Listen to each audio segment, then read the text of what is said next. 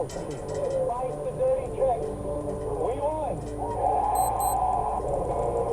House Republicans impeach Alejandro Mayorkas. The Secretary of Homeland Security is violating our federal immigration laws. Car plows into hospital emergency room. Broken glass all over. It looks like a bomb just flew in there. Good morning. I'm Steve Kathan with the CBS World News Roundup. Democrats have flipped the seat in the House of Representatives, the one in New York previously held by disgraced Republican George Santos. CBS's Scott McFarland says an intense special election battle goes to Democrat Tom Suozzi. Former congressman who retakes office, flipping this congressional district from red to blue. It's time to find common ground and start delivering for the people of the United States of America. Outside a Long Island polling place in the final hours, Republican challenger Mazi Pilla, a mother of 7 and former member of the Israeli military, blames Suozzi and Democrats for a migrant crisis in the New York area. The issues are really the securing the border. But Suozzi's campaign ads focused on border issues, seeking to neutralize the attacks. I want to talk about immigration because this is what the people care about. As we hear from CBS's Nancy Cordes, House Republicans used the edge they have now to carry out a move last night against a Biden cabinet member. The yeas are 214 and the nays are 213. The resolution is adopted.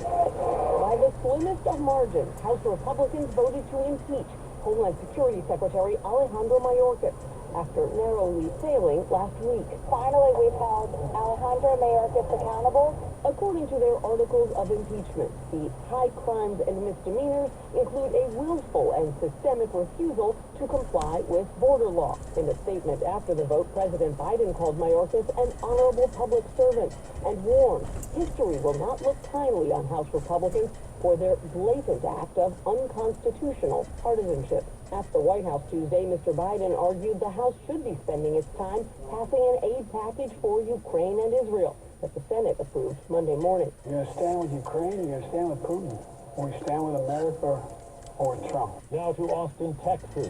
CBS's Omar Villafranca on trouble at a hospital. I got a white Acura that drove through the entrance to the civilian side of the emergency room. It happened 5:30 p.m. local time yesterday at St. David's North Austin Medical Center. The driver was pulled from the vehicle but died at the scene. They did initial triage of the patients that were involved. They also did extrication of the vehicle and started with the hospital staff with CPR on that patient. 5 people were injured, including 2 children, all of whom were transported to nearby hospitals. Officials believe the crash was not intentional. Stevie G was at the hospital. I could hear something was still on the accelerator, so the tires were still spinning, causing more and more smoke. The hospital's chief medical officer praised the quick action of first responders. The response, to see the number of vehicles, everyone's being cared for, and it was amazing. Secretary of State Blinken says he spoke by phone with American Paul Whelan, who's held captive on spy charges in Russia. Our intensive efforts to bring Paul home continues every single day. Former President Trump picked up outrage when he suggested the U.S. shouldn't protect NATO allies if they haven't paid all they should to the alliance.